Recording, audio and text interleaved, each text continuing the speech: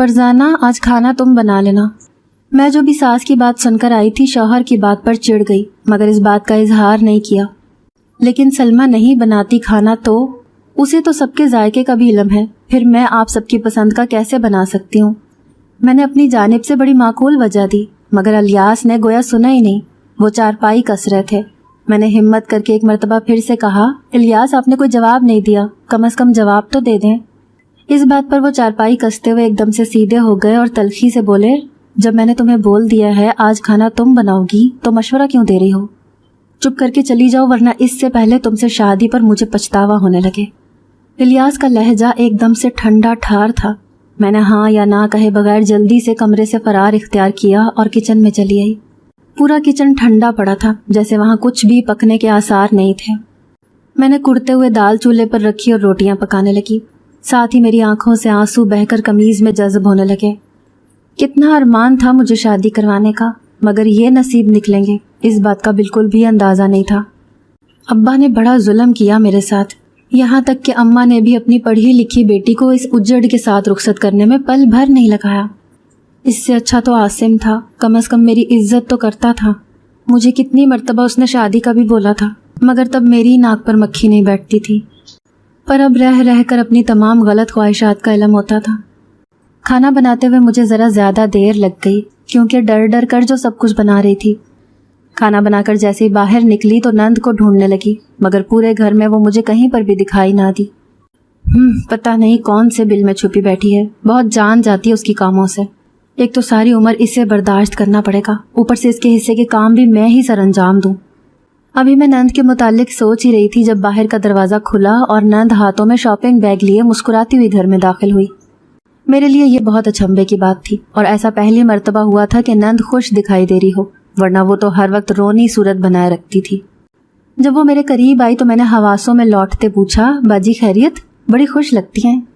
اس بات پر وہ مسکرا دی اور کہنے لگی، ہاں چندہ خوش تو میں ہوں، چلو آؤ پہلے تمہیں اپنی شاپنگ دکھاؤں پھر کچھ اور کریں گے۔ اب یہ جو بھی کھچڑی بن رہی تھی اسے چکھنے کے لیے مجھے نند کے ساتھ جانا پڑا۔ کچھ ہی دیر میں ہم دونوں نند کے کمرے میں بیٹھی شاپنگ دیکھ رہی تھی۔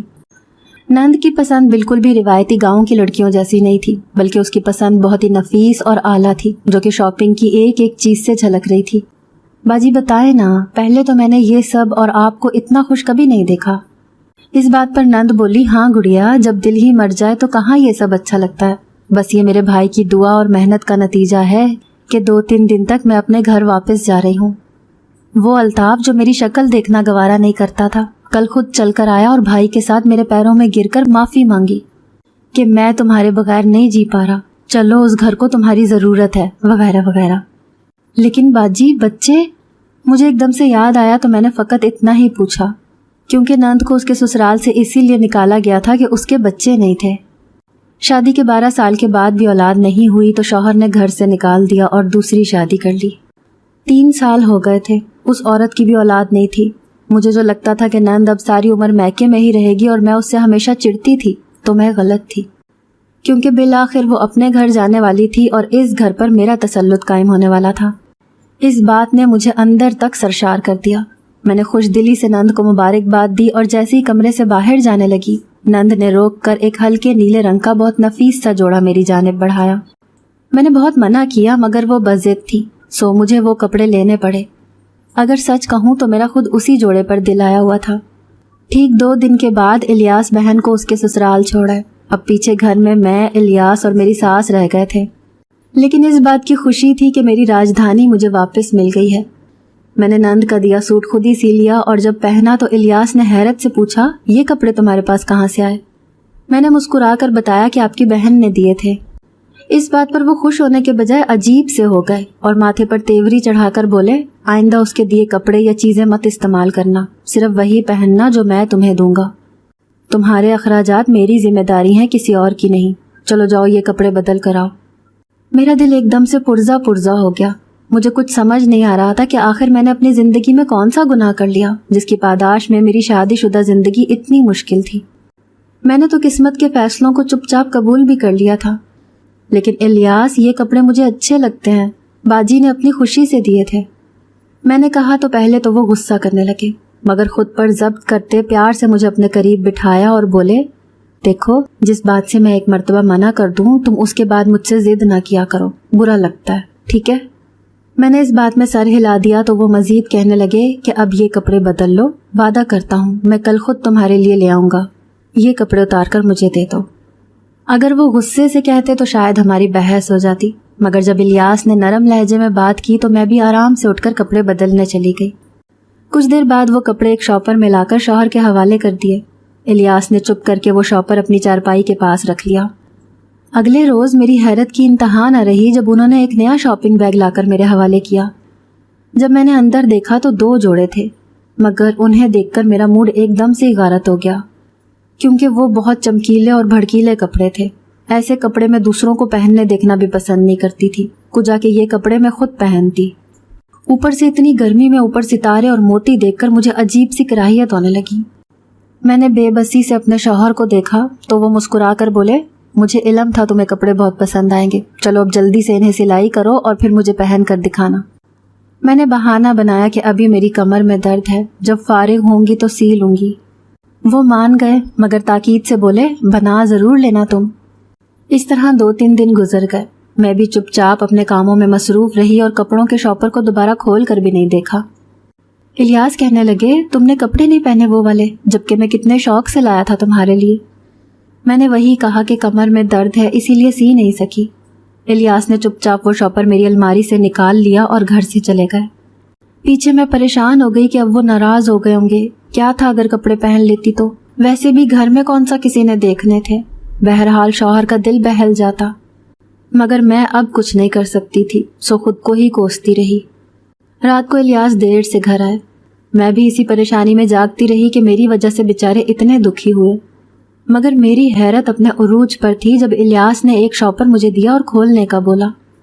میں نے اچھمبے سے شاپر کھولا تو اس کے اندر ایک انہی کپڑوں میں سے سوٹ سلا ہوا تھا جو دوپہر کو الیاس اٹھا کر لے گئے تھے۔ وہ کہنے لگے، دیکھو اب میں نے سلوا دیے ہیں، چلو پہن لینا پھر ان کو۔ اب میرے دل میں ان چمکیلے بھڑکیلے کپڑے پہننے کا سارا غم ہوا ہو گیا۔ مجھے بہت اچھا لگا تھا کہ میرا شوہر مجھ سے محبت کرتا ہے اور اسی محبت کی خاطر میرے لیے پہلے تو کپڑے لایا اور اب کپڑے سلوا کر بھی لایا۔ میں مسکرا دی اور کہا، ہاں کل نہا کر پہنوں گی، بلکہ نہیں، کل جمعرات ہے، جمعے کوئی نئے کپڑے پہن لوں گی۔ میں نے خود ہی اپنی بات کی نفی کر دی، مگر الیاس جلدی سے بولے، نہیں، نئے کپڑوں کو دیر نہیں کروانی چاہیے، بس تم کل ہی مجھے پہن کر دکھانا، اور اب میں تمہارا کوئی بہانہ نہیں سنوں گا۔ میں مان گئی۔ اگلے روز صبح سویرے ہی نہا کر وہ چمکیلے سے کپڑے پہنے اور تیار ہو گئی۔ مجھے انتظار تھا کہ الیاس اب میری تعریف کریں گے یا تب، مگر ایسا نہیں ہوا۔ انہوں نے تعریف کرنا تو دور کی بات، ایک بھرپور نظر بھی مجھے نہیں دیکھا۔ میں تو حیرت سے ششدر رہ گئی، بھلا ایسے کیسے ہو سکتا ہے جو شخص اتنی چاہت سے کپڑے لائے اور پھر وہ اپنی بیوی کو ان کپڑوں میں دیکھنا بھی گوارا نہ کرے۔ میں نے آدھا دن تو برداشت کیا، مگر پھر جب انہوں نے کوئی جواب نہیں دیا تو میں خود ہی ان کے سامنے جا کر کھڑی ہو گئی اور پوچھا، کیسی لگ رہی ہوں ان نئے کپڑوں میں؟ میری بات پر وہ بس ایک نظر دیکھ کر بولے، ہاں اچھی لگ رہی ہو۔ میرا تو دل ہی ٹوٹ گیا، خود پر قابو پاتے میں کمرے میں آ کر لیٹ گئی۔ مجھے رہ رہ کر شادی سے پہلے کی زندگی یاد آ رہی تھی، جہاں اس طرح کی کوئی فکر یا پریشانی نہیں تھی۔ وہاں صرف خواب تھے، حسین خواب، مگر میں نہیں جانتی تھی کہ ان خوابوں کی تعبیر الیاس ہوں گے۔ میرے ابا اور اماں نے ہمیشہ ہی مجھے سہارا دیا تھا۔ ابا ایک فیکٹری میں کلرک تھے اور گھر میں بیٹی بھی اکلوتی ہی تھی، تو خرچ وغیرہ کا اتنا مسئلہ نہیں تھا۔ آمدن بھی ٹھیک تھی، تو ابا نے ہمیشہ ہی مجھے انگریزی میڈیم اسکولوں میں پڑھایا تھا۔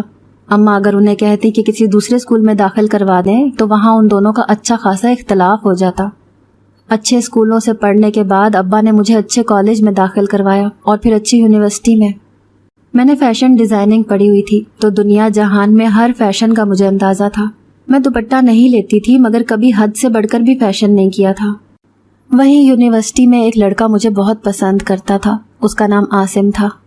پسند تو میں بھی اسے کرتی تھی، مگر کبھی اس پر ظاہر نہیں ہونے دیا، ہمیشہ نخرے میں ہی رہتی۔ اس لڑکے نے مجھے اپروچ کرنے کی بہت کوشش کی، مگر میں ہمیشہ اسے ڈانٹ دیتی، یہاں تک کہ عاصم میرا رشتہ بھی لے کر گیا۔ اس لمحے مجھے یقین تھا کہ ابا ہر صورت میری شادی اس سے کرنے کے لیے مان جائیں گے، مگر ایسا نہیں ہوا۔ ابا نے عاصم کے رشتے پر کسی بھی قسم کا رد عمل نہیں دیا، نہ ہی مجھ سے کچھ پوچھا۔ میں بہت بے چین تھی کہ ابا کیوں نہیں کوئی جواب دے رہے۔ بالآخر میں نے ان سے خود ہی پوچھ لیا کہ میری کلاس کا ایک لڑکا میرا رشتہ لایا تھا، پھر کیا سوچا آپ نے اس کے متعلق؟ ابا نے مجھے ایسی نگاہوں سے دیکھا کہ مجھے شرمندگی ہونے لگی۔ تمہاری خواہش پر کیا وہ رشتہ لایا تھا؟ ابا کے ایک جملے نے مجھے اندر سے زخمی کر دیا، مگر میں اپنی امیج اپنے باپ کے سامنے خراب نہیں کر سکتی تھی۔ میں نے نفی میں سر ہلا دیا اور کہا کہ نہیں ابا، میں نے آج تک اسے کوئی امید نہیں تھمائی۔ وہ مجھ سے شادی کا خواہش مند تھا تو میں نے گھر کا پتہ دے دیا کہ میرے ماں باپ سے بات کر لو۔ اس بات پر ابا کے تنے تاثرات ایک دم سے ڈھیلے پڑے تھے اور وہ میرے سر پر شفقت سے ہاتھ پھیر کر بولے، مجھے علم تھا میری بچی کبھی بھی ایسا کر ہی نہیں سکتی، اسے اپنے باپ کی عزت کا بڑا خیال ہے۔ چلو جاؤ اب تم، دیکھیں گے جو بھی ہوا، فی الحال مجھے سوچنے کے لیے وقت چاہیے۔ میں چپکے سے وہاں سے اٹھ آئی، مگر دل میں یہی دعا کر رہی تھی کہ کاش اماں ابا مان جائے میرے رشتے کے لیے۔ اگلی صبح اماں نے مجھے اشارے کنایوں میں بتایا کہ تمہارا باپ اس رشتے کے لیے راضی ہوتا دکھائی دے رہا ہے، بس دعا کرنا جلد ہی مان جائے۔ میں خوشی سے بھرپور یونیورسٹی پہنچی تو عاصم جھٹ سے میری جانب لپکا اور پوچھا، ہاں بتاؤ تمہارے والدین نے کیا سوچا؟ میں نے اسے تجسس میں ڈالتے ہوئے کہا، دیکھو اب تمہاری قسمت شاید چمک ہی جائے۔ یہ بولتے ہوئے میں خود بہت چمک رہی تھی، جس سے عاصم نے اندازہ لگا کر خوشی سے کہا لگایا۔ میں بھی شرماتی ہوئی کیفے چلی گئی۔ وہ پورا دن میرا بہت اچھا گزرا، مگر جب گھر پہنچی تو میری ساری خوشی کو زنگ لگ چکا تھا۔ اماں سے علم ہوا کہ ابا گاؤں گئے ہوئے ہیں، جبکہ میں چاہتی تھی کہ ابا جلد سے جلد عاصم کو شادی کے لیے ہاں کہہ دیں۔ ابا 2 دن بعد گاؤں سے واپس آئے تو واپسی پر ان کے ساتھ ایک اور آدمی اور اس کا بیٹا بھی تھا۔ ابا نے ہم ماں بیٹی کو ان سے ملوانے کے بعد اماں سے کچھ اکیلے میں بات کی، جس پر وہ بار بار نفی میں سر ہلا کر ابا کو کسی بات سے منع کر رہی تھی، مگر ابا وہ بات مان کر ہی نہیں دے رہے تھے۔ بالآخر اماں نے ہی ہتھیار پھینک دیے اور ابا نے مجھے اکیلے میں بلانے کے بعد پوچھا، فرزانہ اگر میں تمہاری زندگی کا کوئی فیصلہ کروں گا تو کیا وہ تمہیں قبول ہوگا؟ اس بات پر میرا دل زور زور سے دھڑکنے لگا۔ نہ جانے ابا میری زندگی کا کون سا اہم فیصلہ کرنے والے تھے۔ اگر مجھے علم ہوتا وہ فیصلہ الیاس کے ساتھ نکاح کی صورت میں ہوگا تو میں کبھی حامی نہ بھرتی، مگر اس وقت اندازہ نہیں تھا۔ نہایت فیشنیبل اور پڑھی لکھی ہونے کے باوجود میں اپنے باپ کو انکار نہیں کر سکی۔ میں نے اس بات میں سر ہلا کر گویا ابا کے ہر فیصلے کی منظوری کا پروانہ دے دیا۔ تبھی ابا نے بتایا کہ اگلے 1 گھنٹے میں وہ اپنے دوست کے بیٹے کا نکاح میرے ساتھ کر رہے ہیں، اور صرف نکاح ہی نہیں بلکہ رخصتی بھی کر دیں گے۔ یہ سن کر میرے پیروں تلے سے زمین ہی نکل گئی۔ میں نے دبا دبا احتجاج تو کیا، مگر کسی کو بھی میرے احتجاج کی پرواہ نہیں تھی سوائے اماں کے، مگر وہ بیچاری بھی مجھے تسلی دینے کے علاوہ کچھ نہیں کر سکی۔ لیکن نکاح سے پہلے میں نے ایک سوال ابا سے ضرور کیا کہ ایسی بھی کیا آفت آن پڑی تھی کہ آپ اپنی پڑھی لکھی بیٹی ایک اجڑ گنوار شخص کو سونپ رہے ہیں؟ جس پر ابا بولے، میں چاہتا ہوں کہ میری بیٹی عیش کرے، یہ بہت امیر ہیں، زمین جائیداد بہت کچھ ہے، اوپر سے میرے اس دوست کا مجھ پر بڑا احسان بھی رہا ہے۔ میرے اماں ابا کے مرنے کے بعد اسی نے اپنا بھائی بنا کر میری ہر ضرورت کا خیال رکھا تھا۔ بس کچھ مسائل کے باعث وہ خاندان میں اپنے بیٹے کی شادی نہیں کر سکتا اور باہر کرنا چاہتا ہے۔ اس نے مجھ سے تمہارے رشتے کی بات کی تو میں انکار نہیں کر سکا، جانتا تھا میری بیٹی کبھی بھی میری بات نہیں ٹالے گی۔ رہی پڑھائی کی بات تو وہ شعور کے لیے ہوتی ہے، باقی یہی اب تمہارے نصیب ہیں بیٹا، جتنا جلدی ہو سکے قبول کر لو۔ میں اس قدر حیران تھی کہ چاہ کر بھی کچھ نہیں بول سکی کہ آپ نے برا کیا یا اچھا کیا۔ بس اب چونکہ نکاح ہو چکا تھا تو کسی قسم کی بحث بھی فضول تھی۔ نکاح کے فوراً بعد ہی میری رخصتی بھی ہو گئی، مگر تب اماں نے سمجھایا کہ فرزانہ اب جو ہو چکا ہے اسے قبول کرنا، خواہ کی ضد مت باندھنا شوہر سے، نہ ہی اس سے نفرت کرنا، کیونکہ پتر گھر ایک مرتبہ بنتا ہے، بار بار نہیں بنتا۔ اماں کی بات کو میں نے اچھے سے ذہن نشین کر لیا، کیونکہ میں خود بھی اسی حق میں تھی کہ جو ہو چکا ہے اسے قبول کر لیا جائے۔ رہی بات عاصم کی تو اسے میں نے کبھی بھی امید نہیں دلائی تھی کوئی، لیکن یہ سب جتنا آسان لگ رہا تھا اتنا تھا نہیں۔ مجھے لگا تھا کہ الیاس میری عاصم کی طرح ہی قدر کریں گے، میرے آگے پیچھے پھریں گے، مگر میں غلط تھی، کیونکہ وہ تو مجھے بیاہ کر لانے کے بعد گویا فراموش ہی کر چکے تھے۔ سارا دن اپنے کاموں میں مصروف رہتے اور اگر کوئی کام کی بات ہوتی تو کر لیتے۔ البتہ میری ساس اچھی عورت تھی، وہ میرا بہت خیال رکھتی اور اکثر الیاس کو بھی ڈانٹ دیتی تھی کہ تم بہو سے بات نہیں کرتے وغیرہ وغیرہ۔ اور ساس کے علاوہ ایک نند تھی، وہ بھی میرے ساتھ بہت اچھی تھی، یعنی سسرال مجھے اچھا ملا تھا، مگر شوہر ایسا کہ جس کے پاس ہر کام کا وقت ہوتا تھا سوائے بیوی کے۔ پہلے روز ہی الیاس نے مجھے کہا تھا کہ میری بہن اور ماں کی عزت کرنا، سلمہ باجی مجھ سے بڑی ہیں تو میں انہیں ماں کا ہی درجہ دیتا ہوں۔ ان کے ساتھ تم نے جس دن بدتمیزی کی وہ تمہارا اس گھر میں آخری دن ہوگا۔ वैसे भी अब वो बहुत जल्द अपने घर चली जाएंगी, इसीलिए तुम इज्जत से पेश आना। उसी वक्त नंद के लिए मेरे दिल में बाल आ गया और मैंने चिढ़कर सोचा, जिस औरत के शौहर ने 12 साल बाद दूसरी शादी करके उसे घर वापस भेज दिया, तो वो क्यों कर उस औरत को वापस लेकर जाएगा। मुझे अपने शौहर पर गुस्से के साथ हंसी भी आ रही थी, मगर मेरी हैरत और खुशी की इंतहा न रही जब मेरी शादी के 2 माह बाद ही नंद अपने ससुराल वापस चली गई। यानी मेरे अंदर उसे लेकर जितनी भी चिढ़ और कदूरत थी वो एकदम से ही खत्म हो गई थी। उसके जाने के बाद मुझे घर में अजीब सा लगने लगा, गोया हमारे घर में कुछ हो रहा है, कोई अनहोना सा अमल या कुछ ऐसा जो हमारी जिंदगियों के लिए बिल्कुल भी अच्छा नहीं। मेरी बचपन से ही ये बात थी कि कोई भी जगह स्याह होती, जैसा कि आसेबी, या अगर कोई इंसान कुछ बुरा चाह रहा होता था तो मुझे उससे अजीब तरह की वाइब्स आना शुरू हो जाती थी। मुझे इंसानों से 1-2 दफ़ा मिलकर ही इल्म हो जाता था कि ये मेरे लिए अच्छा है या नहीं। मगर अजीब बात यह थी कि अपने ससुराल में मुझे नंद और सास से मिलकर ऐसा वैसा कुछ भी महसूस नहीं हुआ था। मैं खुश थी, मगर जब जब शौहर से सामना होता तो यही लगता कि इस इंसान से शादी करके बहुत बड़ी गलती करती। अब मेरी ज़िंदगी में कुछ अनहोनी होने ही वाली है। जबकि इलियास ज़्यादा गुस्सा नहीं करते थे, वो बस संजीदा रहते और अपने काम से काम रखते थे। लेकिन पता नहीं क्यों मुझे हर वक्त उन्हें देखकर यही लगता कि जैसे कुछ बहुत बुरा होने वाला है और मुझे भी जानबूझकर इस बुरे खेल का हिस्सा बना दिया गया है।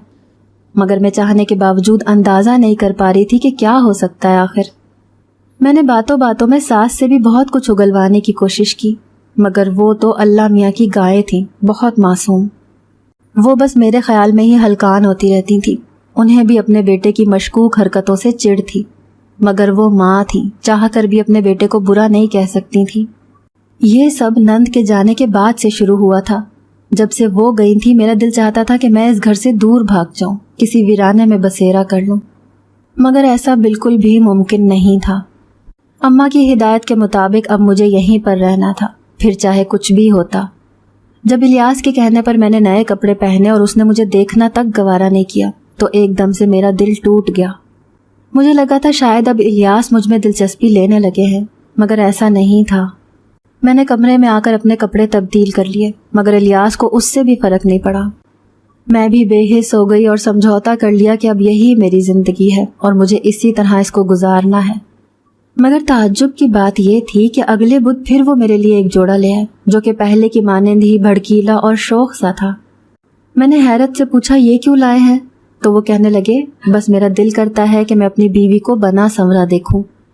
मैंने शिकवा किया कि पहले भी जब मैंने आपके कहने पर कपड़े पहने थे तो आपने देखना तक गवारा नहीं किया था, फिर अब क्या हुआ? इस पर वो मुस्कुराते हुए बोले, बस वैसे ही तंग कर रहा था तुम्हें, चलो कल अच्छी सी तैयार होना। मैं भी खुश हो गई और वो कपड़े संभाल लिए। पिछली मर्तबा की तरह इस रोज़ भी खूब दिल लगा कर तैयार हुई, मगर जब कपड़े पहने तो उनमें से बहुत गंदी हमक उठ रही थी। मैंने उन्हें गौर से देखा तो वो किसी की उतरन महसूस हो रही थी। मुझे बड़ी घिन महसूस हुई। मैंने इलियास से कहा कि ये कौन से कपड़े उठा लाए हैं आप? तो इलियास हिचकिचाए बगैर बोले, ये गाँव है, यहाँ ऐसे ही कपड़े मिलते हैं, काफ़ी पुराने, बिकते कम हैं, और ये जो उतरन की बात कर रही हो ये चूहों ने टुक दिए होंगे। उन्होंने मुझे अपनी जानिब से तसल्ली तो दी, मगर मैं बिल्कुल भी मुतमिन नहीं हुई। इलियास फिर से बोले कि क्या तुम मेरी ख्वाहिश पूरी नहीं करोगी? अब मरती क्या न करती के मुसादिक मैंने वो कपड़े ज़ेबतन कर लिए। इस मर्तबा इलियास ने मेरी तारीफ भी की, मगर मुझे बिल्कुल भी अच्छा नहीं लग रहा था। बार बार किराहियत आ रही थी। अब ऐसा ही होने लगा था। हर बुध को इलियास मुझे एक चमकीला सा जोड़ा ला देते और पहनने को बोलते, जो मुझे पहनना भी पड़ता। लेकिन एक दिन बहुत अजीब सा कुछ हुआ। शौहर ने मुझे एक नहायत खूबसूरत लहंगा ला कर दिया। ये बाकी चमकीले जोड़ों से एकदम मुख्तलिफ था। वो लहंगा लाकर इलियास ने कहा कि कल हर हाल में मैं यही लहंगा पहनूं। मैंने हैरानी से पूछा, वो क्यों भला? अच्छा नहीं लगता कि ऐसे बगैर मौके के ही मैं वो लहंगा पहनूं? मगर वो बोले, नहीं, बगैर मौके के तो नहीं पहनोगी तुम, बस कल वादा करो तुम यही पहनोगी, तो मैं तुम्हें एक बात बताऊंगा। तजस्सुस के मारे मैंने इलियास से वादा कर लिया कि चाहे कुछ भी हो जाए हर हाल में यही लहंगा पहनूंगी। उसके बाद वो गमज़दा लहजे में बोले, फरजाना मुझे माफ़ कर देना, आज तक मैंने तुम्हारे साथ जो भी ज़्यादतियाँ की हैं। वो क्यों? मैंने पूछा तो इलियास बोले, क्योंकि कल मैं मर जाऊंगा, इसीलिए तुम्हारी जानिब से सुरखरू होकर जाना चाहता हूँ। मुझे लगा वो मजाक कर रहे हैं, भला ऐसे किसी को कहाँ अपनी मौत का इल्म होता है। मैंने उन्हें कहा कि बंदा मजाक तो अच्छा करे, और ये बोलकर वहाँ से उठ गई। एक तरह से मैंने अपनी नाराज़गी का इजहार किया था। उसके बाद इलियास ने ना मुझे बुलाया और ना ही मुझे मनाने की कोशिश की। मैं भी गुस्से में लेटी रही। न जाने कब आंख लग गई, मगर मेरी नींद शोर से टूटी जब सास और नंद कमरे में खड़ी रो रही थीं। मैं हड़बड़ाकर उठ बैठी और जल्दी से इलियास को देखा तो वो न जाने रात में किस पहर इस दुनिया को छोड़कर जा चुके थे।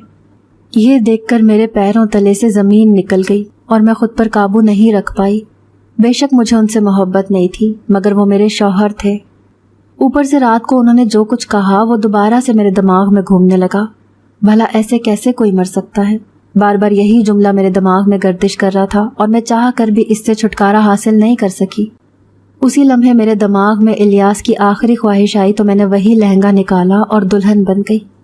मगर मेरे दुल्हन बनने की देर थी कि औरतें मुझे ताने तशने देने लगी।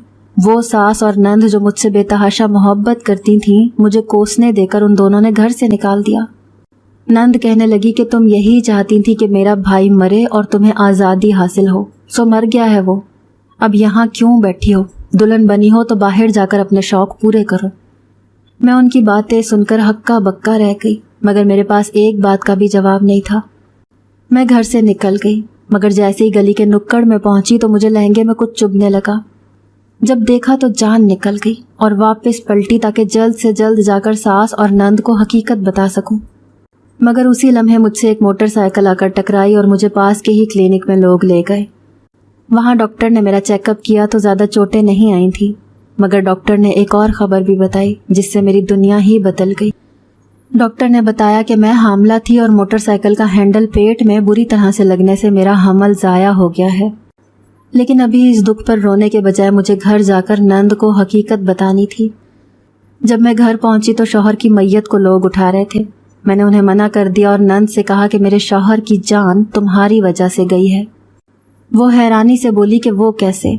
फिर मैंने उसके सामने वो कागज़ किया जो लहंगे में खुफिया तौर पर छुपाया गया था। उसके ऊपर साफ लिखा था कि ये लहंगा काले इलम के लिए इस्तेमाल किया जा रहा है। जिस लड़की को भी ये पहनने को दिया जाए वो ना पहने, क्योंकि इसको पहनने से उसका हमल ज़ाया हो सकता है।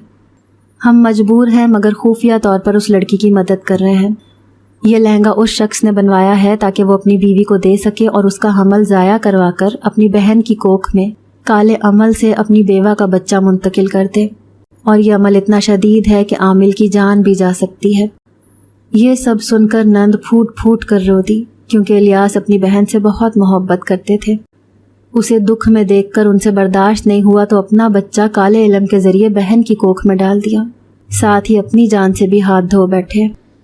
हमने इलियास के कफन में देखा तो वहाँ पुतले पड़े थे जो उसी आमिल ने अमल में रखे थे जिसकी निगरानी में इलियास ये सब कर रहे थे। जैसे ही वो कब्र में जाते तो मेरा बच्चा जो ज़ाया हो चुका था अमल के ज़रिए नंद की कोख में चला जाता।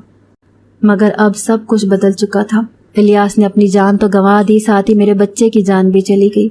मगर हम काले जादू के ज़रिए एक नई जान को नंद की कोख में नहीं पलने दे सकते थे।